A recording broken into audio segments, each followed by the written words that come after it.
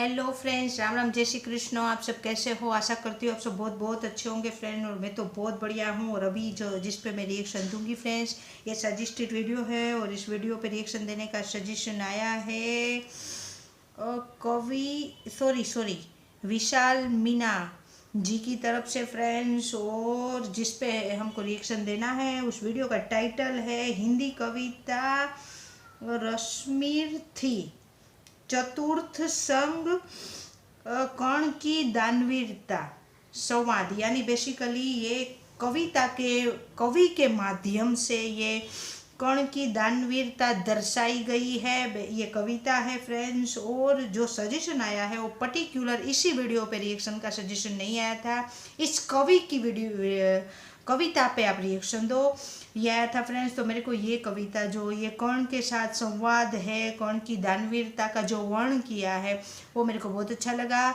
तो मैं इस पे रिएक्शन दे रही हूँ फ्रेंड्स। और भी बहुत अच्छी अच्छी कविताएं हैं, आगे और भी हम वीडियो बनाएंगे फ्रेंड्स। तो वीडियो पे रिएक्शन देने से पहले फ्रेंड्स, मेरा रिएक्शन अच्छा लगे तो वीडियो को लाइक, चैनल को सब्सक्राइब जरूर करें फ्रेंड्स। मेरे सब्सक्राइबर्स नहीं बढ़ रहे हैं, मैं समझ भी रही हूँ कि बहुत दिनों के बाद मैं वीडियो बना रही हूँ, ये भी कारण हो सकता है। लेकिन आप सब्सक्राइब जरूर करें और लाइक जरूर करें। आपको कोई रिएक्शन करवाना है तो भी आप कमेंट्स कर सकते हो। आइए पहले देख लेते हैं ये वीडियो, उसके बाद हम बात करेंगे। स्टार्ट।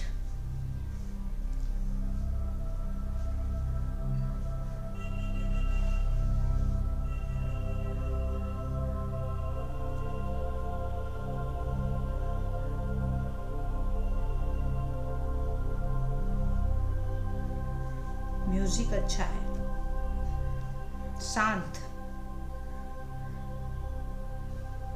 जिस महाभारत को भगवान कृष्ण नहीं रोक पाए, उस महाभारत को एक योद्धा रोक भी सकता था, जीत भी सकता था, पांडवों का सर्वनाश भी कर सकता था। लेकिन क्यों नहीं कर पाया? सिर्फ और सिर्फ अपने सिद्धांतों के चलते, सिर्फ और सिर्फ अपने संकल्पों की रक्षा के चलते। महाभारत रोक नहीं पाया अपनी मित्रता के चलते, ये जानते हुए भी कि पांडव उसके भाई हैं, उसने युद्ध किया। महाभारत जीत क्यों नहीं पाया? पांडव बच क्यों गए? क्योंकि कुंती ने उससे उनका जीवन दान मांग लिया और इंद्र ने कवच कुंडल। और वो सब लुटाता क्यों रहा? क्योंकि वह मात्र शस्त्र कौशल का नहीं, जीवन मूल्यों का भी धनी था, इतिहास का सबसे श्रापित योद्धा। पता नहीं भगवान इसके साथ होते अन्याय को क्यों देखते रहे। देने की तो बात दूर रही, जो था उसे भी छीनते रहे। और वो भी कभी गुरु भक्ति निभाता रहा, कभी वचन निभाता रहा, तो कभी दानवीरता निभाता रहा। समझ में नहीं आता कि पूरे ब्रह्मांड के चराचर को याद रखने वाला इस योद्धा पर अत्याचार को अनदेखा क्यों कर दिया। क्या ये कहा जाए कि सत्य पक्ष की विजय दिलाने में भगवान इतना व्यस्त हो गए कि एक सत्यधारी को ही भूल गए? पर यह कैसे मान लूं, जो इतने बड़े भवन से द्रौपदी की पुकार सुन सकता है, द्रौपदी का विलाप सुन सकता है, तो क्या कर्ण पर जो कुछ बीत रहा था उसे भगवान ने नहीं सुना होगा क्या? और तो और जिसके दान धर्म में भी उसका अपना सर्वस्व छीनकर सबने स्वार्थ साध लिया। पता नहीं भगवान श्री कृष्ण को पता नहीं चला या भगवान श्री कृष्ण ने रोका नहीं। खैर, ये चर्चा यह कहकर खत्म करते हैं कि भगवान कभी गलत नहीं हो सकते, लेकिन जहां तक मैं समझता हूं ये प्रश्न आज भी निरुत्तर ही पड़ा हुआ है। आइए चलते हैं रश्मि रथी के चतुर्थ सर्ग की ओर। कर्ण की एक दानवीरता पर आधारित गाथा का सर्ग, जिसके उत्तर में भगवान को अनभिज्ञ कहा जा सकता है। यह प्रसंग महाभारत के उस समय का है जब इंद्र एक भिक्षु का वेश धर करके कर्ण से दान के लिए जाते हैं और इस दान में कर्ण से कवच कुंडल मांग लेते हैं। और वह कर्ण यह जानते हुए भी कि महाभारत में जब तक उसके पास कवच कुंडल है कोई उसे छू भी नहीं सकता, अपने दान धर्म की रक्षा के लिए खुशी से दे देता है। और उसका ये समर्पण देख करके इंद्र चकित रह जाते हैं। इसी पर ये सर्ग है। आइए पढ़ते हैं इसी गाथा को रामधारी सिंह दिनकर जी के शब्दों में।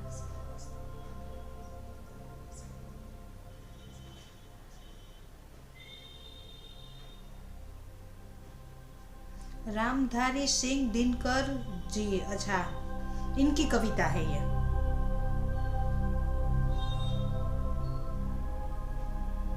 प्रेम यज्ञ डीप अति म्यूजिक कठिन है। कुंड में कौन वीर बलि देगा, तन मन धन सर्वस्व होम कर अतुलित यश लेगा। हरि के सन्मुख भी नहार जिसकी निष्ठा ने मानी, धन्य धन्य राधे बंधुता के अद्भुत अभिमानी। पर जाने क्यों नियम एक अद्भुत जग में चलता है, भोगी सुख भोगता तपस्वी और अधिक जलता है। हरियाली है जहां जलद भी उसी खंड के वासी, मरु की भूमि मगर रह जाती है प्यासी की प्यासी। और वीर जो किसी प्रतिज्ञा पर आकर अड़ता है, सचमुच उसके लिए उसे सब कुछ देना पड़ता है। नहीं सदा भीषिका दौड़ती द्वार पाप का पाकर, दुख भोगता कभी पुण्य को भी मनुष्य अपना कर। पर तब भी रेखा प्रकाश की जहां कहीं हंसती है, वहां किसी प्रज्वलित वीर नर की आभा बसती है, जिसने छोड़ी नहीं लीक विपदाओं से घबराकर, दे जग को रोशनी टेक पर अपनी जान गंवाकर। नरता का आदर्श तपस्या के भीतर पलता है, देता वही प्रकाश आग में जो अभीत जलता है। आजीवन झेलते दाह का दंश वीर व्रतधारी, हो पाते तब कहीं अमरता के पद के अधिकारी। प्रण करना है सहज कठिन है लेकिन उसे निभाना, सबसे बड़ी जांच है व्रत का अंतिम मोल चुकाना। अंतिम मूल ना दिया अगर तो और मूल्य देना क्या, करने लगे मोह प्राणों का तो फिर प्रण लेना क्या। सस्ती कीमत पर बिकती रहती जब तक कुर्बानी, तब तक सभी बने रह सकते हैं त्यागी बलिदानी। पर महंगी में मोल तपस्या का देना दुष्कर है, हंस कर दे यह मूल्य न मिलता वह मनुष्य घर घर है। जीवन का अभियान दान बल से अजस्त्र चलता है, उतनी बढ़ती ज्योति स्नेह जितना अनल्प जलता है। और दान में रोकर या हंसकर हम जो देते हैं, अहंकार वश उसे स्वत्व का त्याग मान लेते हैं। यह न स्वत्व का त्याग दान तो जीवन का झरना है, रखना उसको रोक मृत्यु के पहले ही मरना है। किस पर करते कृपा वृक्ष यदि अपना फल देते हैं, गिरने से उसको संभाल के रोक नहीं लेते हैं। ऋतु के बाद फलों का रुकना डालों का सड़ना है, मोह दिखाना देय वस्तु पर आत्मघात करना है। देते तरु इसलिए कि मत रेशों में कीट समाये, रहे डालियां स्वस्थ और फिर नए नए फल आए। सरिता देती वार की पाकर उसे सुपूरित घन हो, बरसे मेघ भरे फिर सरिता उदित नया जीवन हो। आत्मदान के साथ जगत जीवन का रिजुनाता है, जो देता जितना बदले में उतना ही पाता है। दिखलाना कार्पण्य आप अपने धोखा खाना है, रखना दान अपूर्ण रिक्त निज का ही रह जाना है। व्रत का अंतिम मोल चुकाते हुए न जो रोते हैं, पूर्ण काम जीवन से एकाकार वही होते हैं। जो नर आत्मदान से अपना जीवन घट भरता है, वही मृत्यु के मुख में भी पड़कर न कभी मरता है। जहां कहीं है ज्योति जगत में, जहां कहीं उजियाला, वहां खड़ा है कोई अंतिम मोल चुकाने वाला। व्रत का अंतिम मोल राम ने दिया त्याग सीता को, जीवन की संगिनी प्राण की मणि को सुपुनीता को। दिया अस्थि देकर दधीचि ने, शिव ने अंग कुतर कर, हरिश्चंद्र ने कफन मांगते हुए सत्य पर आकर। हंस कर लिया मरण होठों पर जीवन का व्रत पाला, अमर हुआ सुकरात जगत में पीकर विष का प्याला। मार कर भी मंसूर नियत की सा पाया न ठिठोली, उत्तर में 100 बार चीख कर बोटी बोटी बोली। दान जगत का प्रकृत धर्म है, मनुज व्यर्थ डरता है, एक रोज तो हमें स्वयं सब कुछ देना पड़ता है। बचते वही समय पर जो सर्वस्व दान करते हैं, ऋतु का ज्ञान नहीं जिनको वे देकर भी मरते हैं। वीर कर्ण विक्रमी दान का अति अमोघ व्रतधारी, पाल रहा था बहुत काल से एक पुण्य प्रण भारी। रवि पूजन के समय सामने जो याचक आता था, मुंह मांगा वह दान करण से अनायास पाता था। थी विश्रुत यह बात कर्ण गुणवान और ज्ञानी है, तीनों के अवलंब जगत के सर्वश्रेष्ठ दानी है। जाकर उनसे कहो पड़ी जिस पर जैसी विपदा हो, गो धरती गज वाज मांग लो जो जितना भी चाहो। ना ही सुनी कहा किसने कब इस दानी के मुख से, धन की कौन बिसात प्राण भी दे सकते हैं सुख से। और दान देने में वे कितने विनम्र रहते हैं, दीन याचकों से भी कैसे मधुर वचन कहते हैं।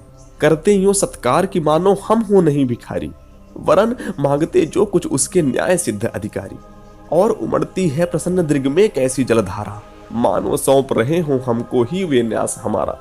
युग युग जिए कर्ण दलितों के वे दुख दैन्य हरण है, कल्प वृक्ष धरती के अशरण की अप्रतिम शरण है। पहले ऐसा दान वीर धरती पर कब आया था, इतने अधिक जनों को किसने यह सुख पहुंचाया था। तब कहते हैं एक बार हटकर प्रत्यक्ष समर से, किया नियति ने वार कर्ण पर छिप कर पुण्य विवर से। व्रत का निकष दान था अब की चढ़ी निकष पर काया, कठिन मूल्य मांगने सामने भाग्य देह धर आया। एक दिवस जब छोड़ रहे थे दिन मणिमध्य गगन को, कर्ण जाह्नवी तीर खड़ा था मुद्रित किए नयन को। कटि तक डूबा हुआ सलिल में किसी ध्यान में रत सा, अम्बुध में आकटक निमज्जित कनक खचित पर्वत सा। हंसती थी रश्मियां रजत से भर कर वारि विमल को, हो उठती थी स्वयं स्वर्ण छू कवच और कुंडल को। किरण सुधा पी स्वयं मोद में भर कर दमक रहा था, कदली में चिकने पातों पर पारद चमक रहा था। विहग लता विरुद्ध वितान में तट पर चहक रहे थे, धूप दीप कर्पूर फूल सब मिलकर महक रहे थे। पूरी कर पूजा उपासना ध्यान कर्ण ने खोला, इतने में ऊपर तट पर खरपात कहीं कुछ डोला। कहा कर्ण ने, कौन उधर है, बंधु सामने आओ। मैं प्रस्तुत हो चुका, स्वस्थ हो निज आदेश सुनाओ। अपनी पीड़ा कहो, कर्ण सबका विनीत अनुचर है। यह विपन्न का सखा तुम्हारी सेवा में तत्पर है। मांगो मांगो दान, अन्न या वसन, धाम या धन दो। अपना छोटा राज्य या कि यह क्षणिक क्षुद्र जीवन दो। मेघ भले लौटे उदास हो किसी रोज सागर से, याचक जा सकते निराश पर नहीं कर्ण के घर से। पर का दुख हरण करने में ही अपना सुख माना, भाग्यहीन जीवन में मैंने और स्वाद क्या जाना। आओ उऋण बनूं तुमको भी न्यास तुम्हारा देकर, उपकृत करो मुझे अपनी संचित निधि मुझसे लेकर। कौन है भिक्षु यहाँ पर और कौन दाता है, अपना ही अधिकार मनुज नाना विधि से पाता है।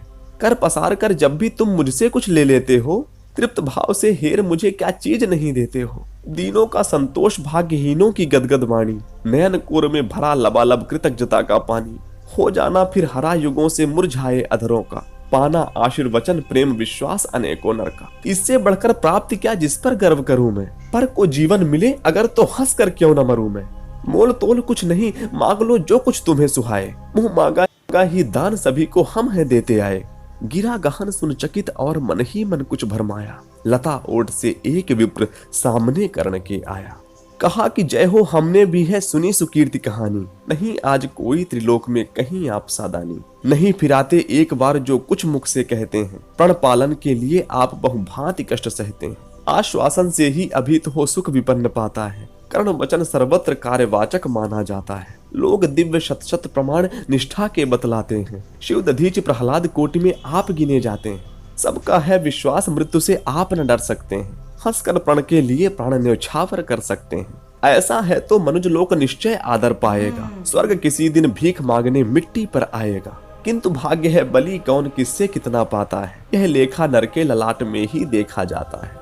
क्षुद्र पात्र हो मग्न कूप में जितना जल लेता है, उससे अधिक वार सागर भी उसे नहीं देता है। अतः व्यर्थ है देख बड़ों को बड़ी वस्तु की आशा। किस्मत भी चाहिए नहीं केवल ऊंची अभिलाषा। कहा कर्ण ने, वृथा भाग्य से आप डरे जाते हैं। जो है सम्मुख खड़ा उसे पहचान नहीं पाते हैं। विधि ने क्या था लिखा भाग्य में खूब जानता हूँ मैं। बाहों को पर कहीं भाग्य से बलि मानता हूँ मैं। महाराज उद्यम से विधि का अंक उलट जाता है। किस्मत का पाशा पौरुष से हार पलट जाता है। और उच्च अभिलाषाएं तो मनुज मात्र का बल हैं।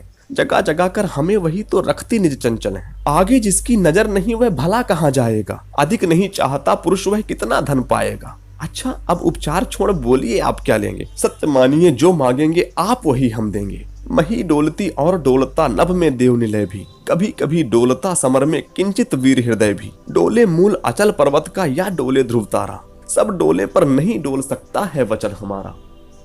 भली भांति कसकर दाता को बोला नीच भिखारी। धन्य धन्य राधे दान के अति अमोघ व्रतधारी। ऐसा है औदार्य तभी तो कहता हरियाचक है। महाराज का वचन सदा सर्वत्र क्रियावाचक है। मैं सब कुछ पा गया प्राप्त कर वचन आपके मुख से। अब तो मैं कुछ लिए बिना भी जा सकता हूँ सुख से। क्योंकि मांगना है जो कुछ उसको कहते डरता हूँ। और साथ ही एक दुविधा का भी अनुभव करता हूँ। कहीं आप दे सके नहीं जो कुछ मैं धन मांगूंगा। मैं तो भला किसी विधि अपनी अभिलाषा त्यागूंगा। किंतु आपकी कीर्ति चांदनी फीकी हो जाएगी। निष्कलंक विद कहां दूसरा फिर वसुधा पाएगी। है सुकर्म क्या संकट में डालना मनस्वी नर को। प्रण से डिगा आपको दूंगा क्या उत्तर जग भर को। सब कोसेंगे मुझे कि मैंने पुण्य मही का लूटा। मेरे ही कारण अभंग प्रण महाराज का टूटा। अतः विदा दे मुझे खुशी से मैं वापस जाता हूँ। बोल उठा राधे आपको मैं अद्भुत पाता हूँ। सुर हैं या कि यक्ष हैं अथवा हरि के मायाचर हैं। समझ नहीं पाता कि आप नर हैं या योनि इतर हैं। भला कौन सी वस्तु आप मुझ नश्वर से मांगेंगे, जिसे नहीं पाकर निराश हो अभिलाषा त्यागेंगे। गो धरती धन धाम वस्तु जितनी चाहे दिलवा दूं। इच्छा हो तो शीश काटकर पद पर यहीं चढ़ा दो, या यदि साथ लिया चाहे जीवित सदेह मुझको ही, तो भी वचन तोड़कर हूंगा नहीं विप्र का द्रोही। चलिए साथ चलूंगा मैं साकल्य आपका ढोते, सारी आयु बिता दूंगा चरणों को धोते धोते।